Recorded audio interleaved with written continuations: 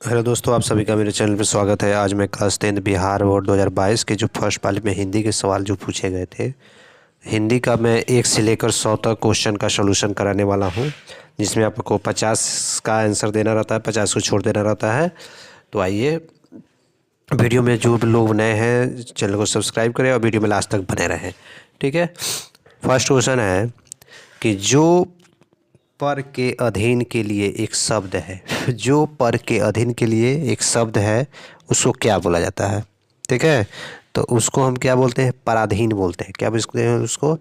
पराधीन। जो पर के अधीन के लिए एक शब्द है, पराधीन। कुआं खोदना मुहावरे का अर्थ क्या होता है? कुआं खोदना मुहावरे का अर्थ है हानि पहुंचाने का यत्न करना या प्रयत्न करना, ठीक है। छ का उच्चारण स्थान बताना है कि छ का उच्चारण स्थान क्या है, तो तालु है। छ का उच्चारण स्थान क्या है? तालु है। महोजस्वी का संधि विच्छेद क्या है? महोजस्वी का संधि विच्छेद जो है महाजोर ओजस्वी, महाजोर ओजस्वी है। महाजोर ओजस्वी उसको बोलते हैं महोजस्वी, महाजोर ओजस्वी, महोजस्वी। 5 नंबर क्वेश्चन है कि निम्न में शुद्ध शब्द कौन है? इसमें से बताना है 5 नंबर में शुद्ध शब्द जो होता है कौन है, तो देहिक। देहिक जो होता है शुद्ध शब्द है। 6 में दे रहा है कि गिरोह शब्द कौन सा है, तो गिरोह जो होता है समूहवाचक होता है। नारी शब्द क्या है? नारी स्त्रीलिंग है, पुल्लिंग है, उभयलिंग है, क्या है ये बताना है हमको कि नारी जो शब्द है यह स्त्रीलिंग है, सबको पता है। क्वेश्चन नंबर 8 को हम देखते हैं। क्वेश्चन नंबर 8,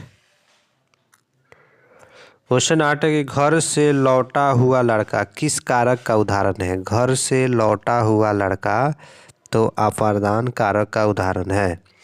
वे देखता है किस काल का उदाहरण है? वे देखता है, वे देखता है किस कारण का उदाहरण है, तो वर्तमान काल का उदाहरण है।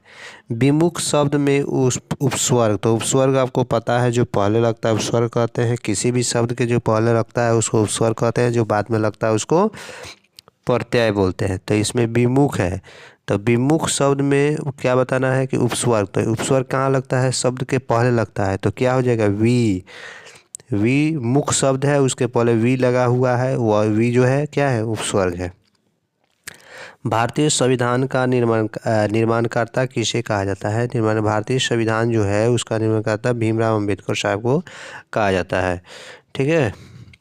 क्वेश्चन नंबर 12 है कि सेन साहब की 5 लड़कियां कैसी थी? सेन साहब थे उनकी 5 लड़कियां कैसी थी? उदंड थी, नासमझ थी, मूर्ख थी, सुशील थी। कैसी उनकी लड़की थी? तो सुशील लड़की थी सेन साहब की। क्वेश्चन नंबर 13 को हम देखते हैं क्या कहता है कि यूनान और रोम के संपूर्ण साहित्य से कहीं अधिक विशाल है। यूनान और रोम के संपूर्ण साहित्य से कहीं अधिक विशाल है संस्कृत भाषा और साहित्य, ठीक है।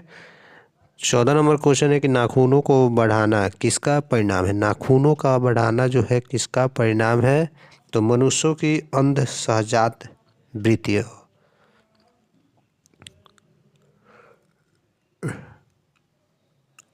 क्वेश्चन नंबर हम 15 को देखते हैं क्या कहता है कि हिंदी तथा इसकी विविध बोलियां किस लिपि में लिखी जाती है? हिंदी हो या उसकी विविध जो बोलियां है वह किस लिपि में लिखी जाती है? तो देवनागरी में लिखी जाती है।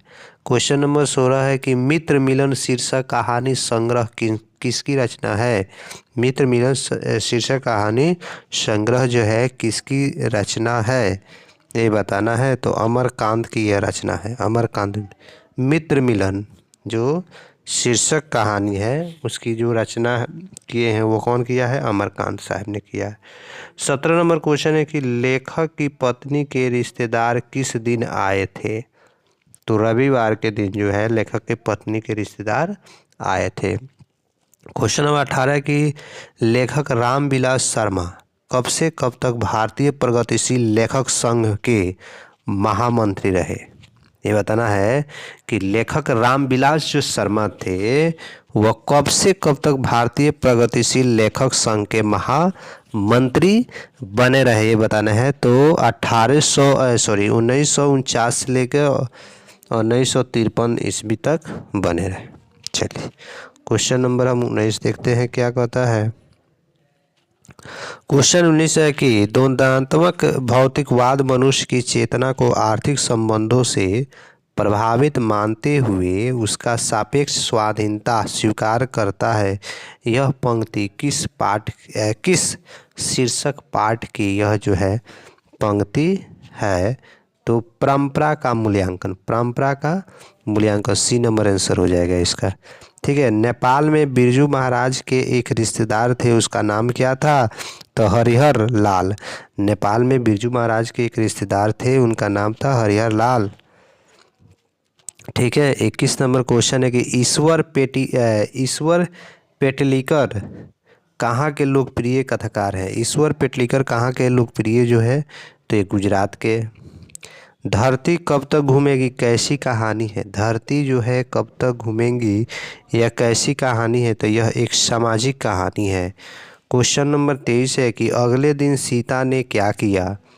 क्वेश्चन नंबर 23 है कि अगले दिन सीता ने क्या किया? तो घर छोड़ दिया। अगले दिन सीता ने क्या किया? तो घर छोड़ दिया। क्वेश्चन नंबर हम 24 को देखते हैं। 24 नंबर क्वेश्चन में क्या कहता है कि पाप पाती बेहोश क्यों पड़ी थी? पाप पाती जो है बेहोश क्यों पड़ी थी? तो तेज जो बुखार आ गया था, उस तेज बुखार के कारण जो है वह बेहोश हो गई थी। मंगू कब से पागल है? मंगू को बताना है कि मंगू कब से पागल है। तो मंगू जन्म से ही पागल है। पागलों के अस्पताल में उपद्रवी मरीजों को कैसे रखा जाता था? पागलों के जो अस्पताल है उसमें वैसे जैसे मरीज जो उपद्रवी होते हैं उनको कैसे रखा जाता था?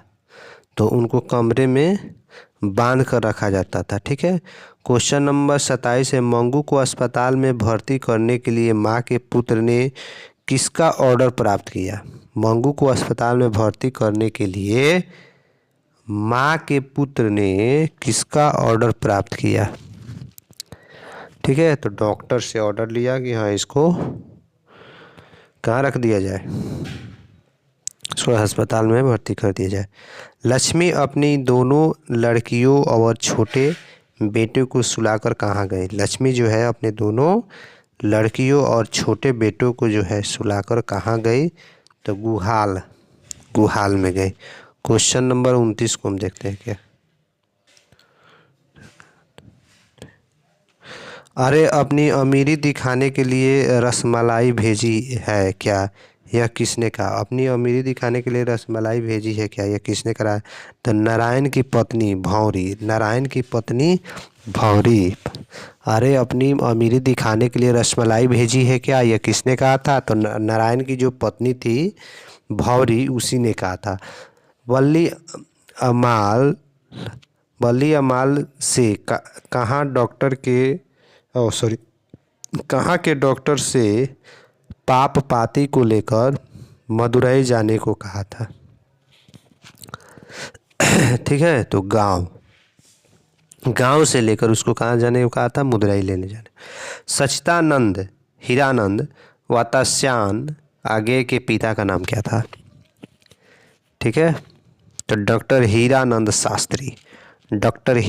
शास्त्री जो थे यह किनके पिता थे? सच्चिदानंद हीरानंद वात्स्यायन आगे के पिता थे। धूप बरसी पर अंतरिक्ष से नहीं फटी। धूप बरसी पर अंतरिक्ष से नहीं फटी। ठीक है। मिट्टी से क्या? सॉरी, नहीं फटी किससे? मिट्टी से। क्वेश्चन नंबर 33 देख लेते हैं कि चक्रव्यूह किसकी रचना है? चक्रव्यूह जो है किनकी रचना है? तो यह जो है कुंवर नारायण की जो है रचना है। चक्रव्यूह किनकी रचना है? चक्रव्यूह जो है कुंवर नारायण की रचना है। ठीक है। चलिए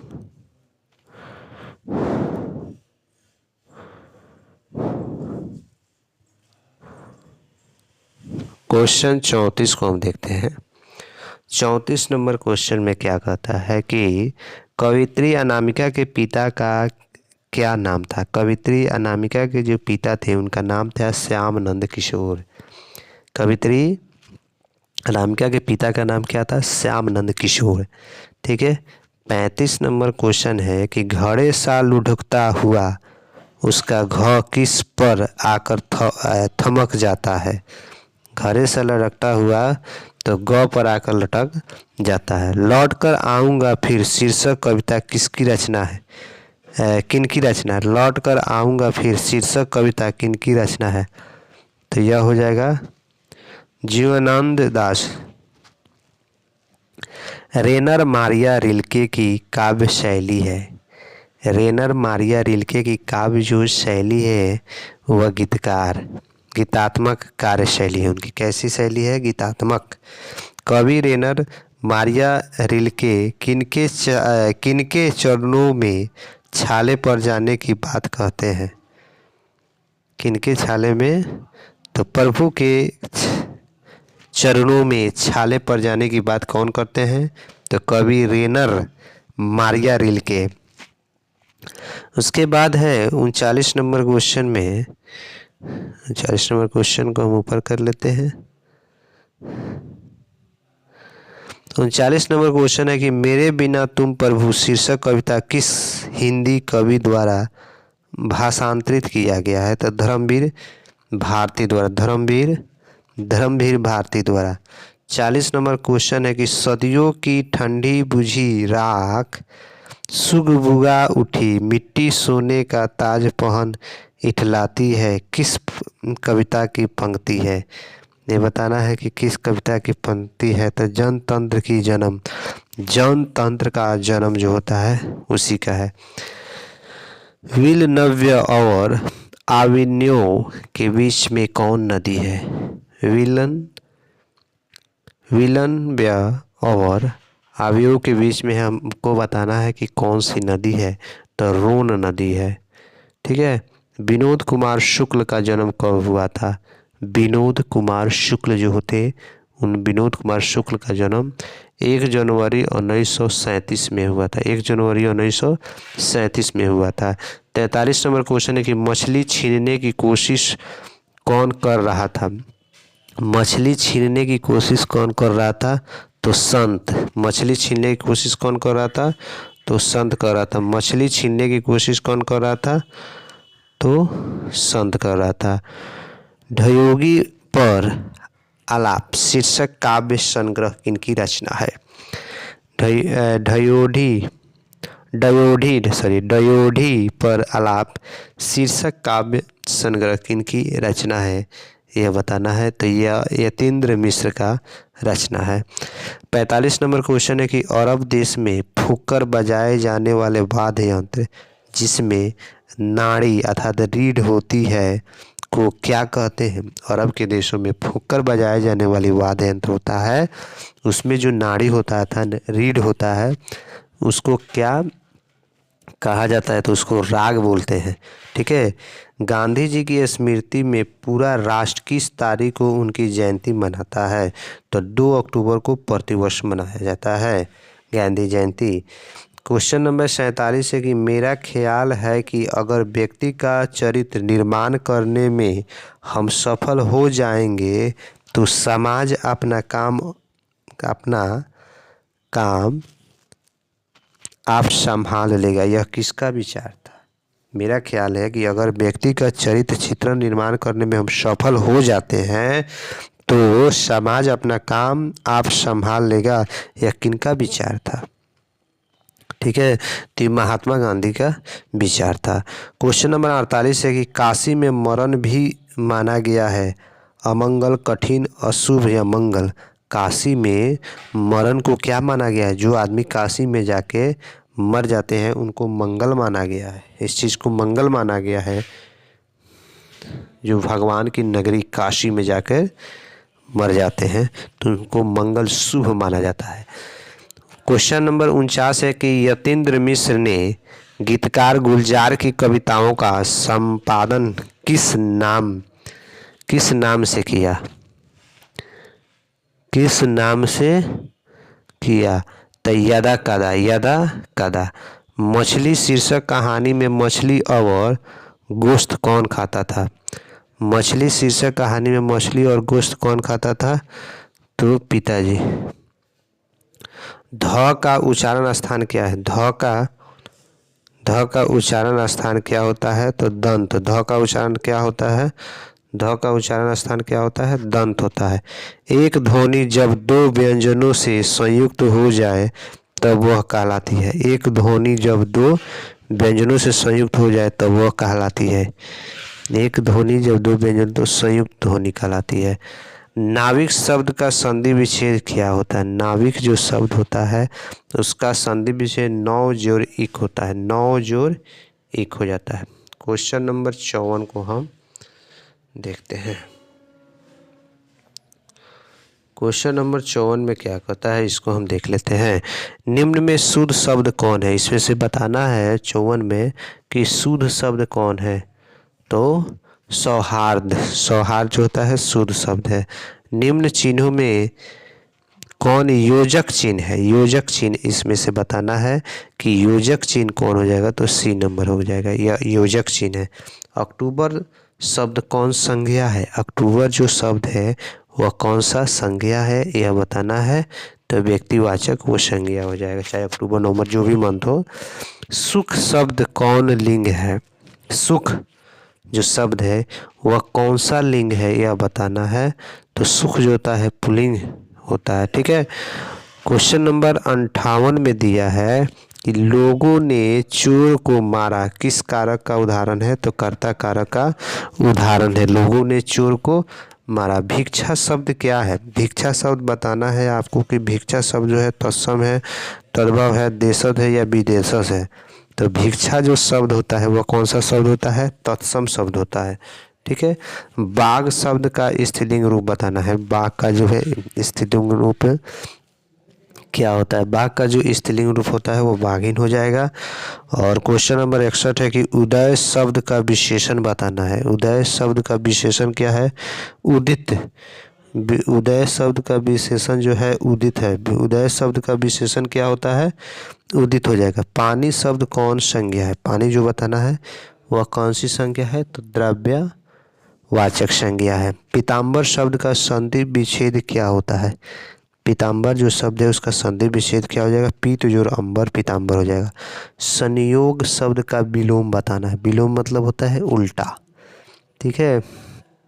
तो संयोग का हो जाएगा वियोग। छत से उतरी हुई लता किस कारक का उदाहरण है? छत से उतरी हुई लता जो है किस कारक का उदाहरण है? तो अपादान कारक का उदाहरण है। छत से उतरी लता या पेड़ से पत्ता गिरा या ये जो होता है क्या होता है? अपादान कारक होता है।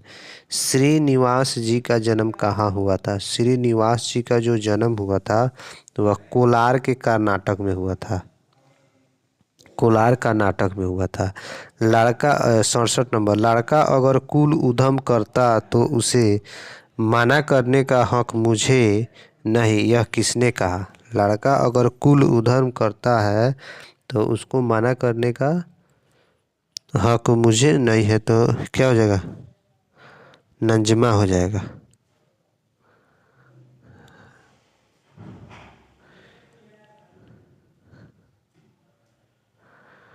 क्वेश्चन 68 है कि तुरई के फूल की तरह खिल खिलाकर हंसते लोग साहस मुरझा गए, यह पंक्ति किस कहानी की है?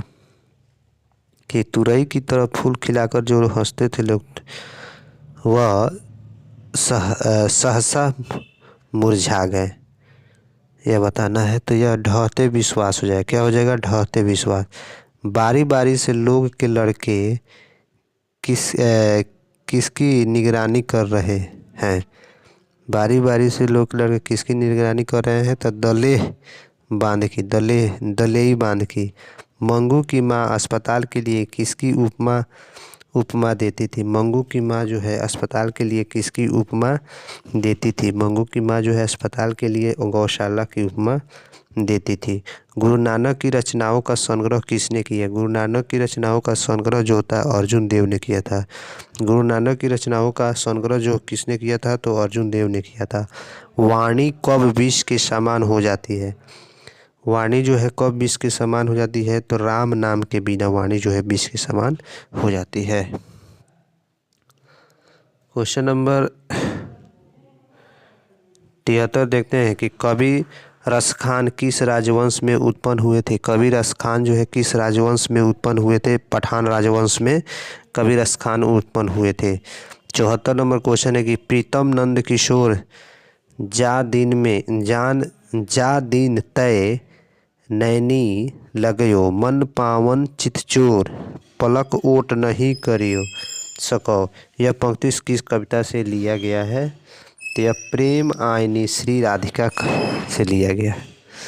प्रेम आयनी श्री राधिका। क्वेश्चन नंबर 75 है कि घनानंद रचित अत्यंत प्रसिद्ध क्या है? घनानंद द्वारा रचित अत्यंत सवैया और घनाक्षरी विरह लीला किनकी रचना है? विरह लीला जो है बताना है कि यह किनकी रचना है, तो घनानंद की रचना है विरह लीला। बद्री नारायण चौधरी अर्थात प्रेम घन की रचना किस नाम से संग्रहित है? किस नाम से संग्रहित है? तो प्रेम घन सर्वसौ। युगवाणी किसकी काव्य कृति है? युगवाणी जो है किसकी काव्य कृति है? युगवाणी जो होता है सुमित्रानंद पंत की काव्य कृति है। क्वेश्चन नंबर 79 है कि सुमित्रानंद पंत को मानव सौंदर्य ने किस ओर आकृष्ट किया? तो अध्यात्मकवाद की ओर उनको आकृष्ट किया। सिंहासन खाली करो की जनता है किस कविता की पंक्ति है? सिंहासन खाली करो तो जनतंत्र का जन्म हो जाएगा। क्वेश्चन नंबर 81 देखते हैं क्या है। 81 नंबर क्वेश्चन है कि जनता शब्द में प्रत्यय क्या हो जाएगा? तो ता हो जाएगा। देहचोर शब्द कौन सा समास है? देहचोर जो शब्द होता है वह तत्पुरुष समास होता है। देहचोर शब्द।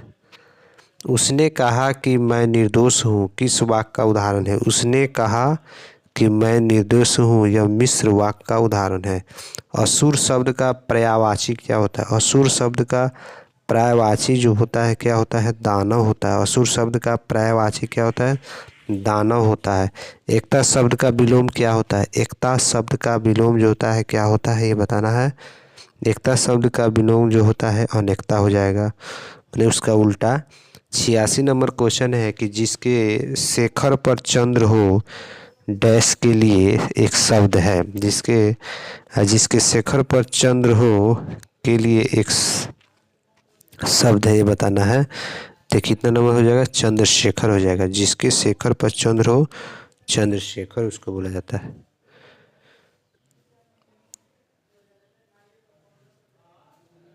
सतासी नंबर क्वेश्चन है कि एक पंथ दो काज मुहावरे का अर्थ क्या है? एक पंथ दो काज मुहावरे का अर्थ क्या होता है? तो एक कार्य से दो लाभ होना। आटा शब्द है। आटा जो शब्द होता है ये बताना है कौन सा शब्द है? आटा जो है पुल्लिंग शब्द है। ठीक है। पंख शब्द है। पंख शब्द बताना है कि तत्सम है, तद्भव है, देशज या विदेशज है। ठीक है। इस शब्द बताना है तो तद्भव शब्द होता है।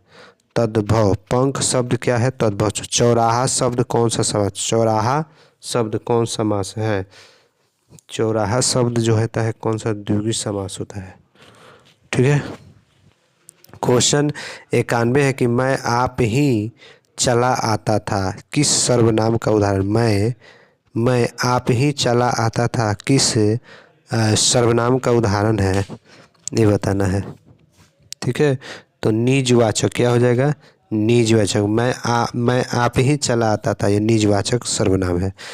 30 दिन किस विशेषण का उदाहरण है? 30 दिन जो है किस विशेषण का उदाहरण है ये बताना है। तो संख्यावाचक होता है। संख्यावाचक होता है। संख्यावाचक होता है 30 दिन।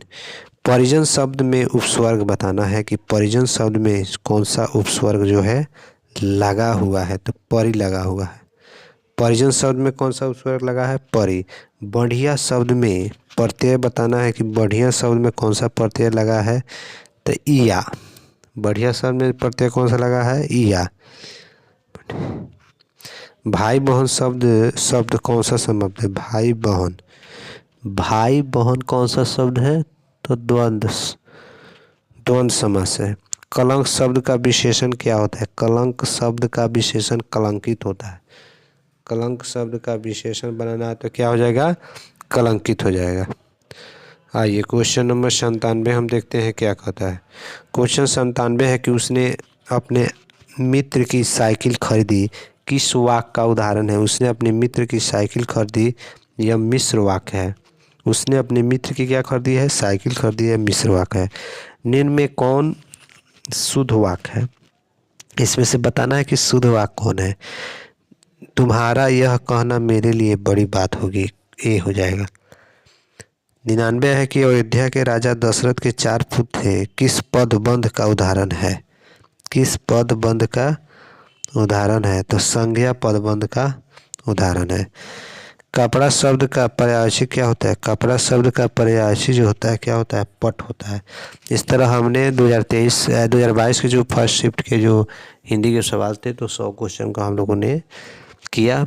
जिन लोगों को वीडियो अच्छा लगा है वो वीडियो को लाइक करें, शेयर करें और चैनल को सब्सक्राइब करें। Thank you.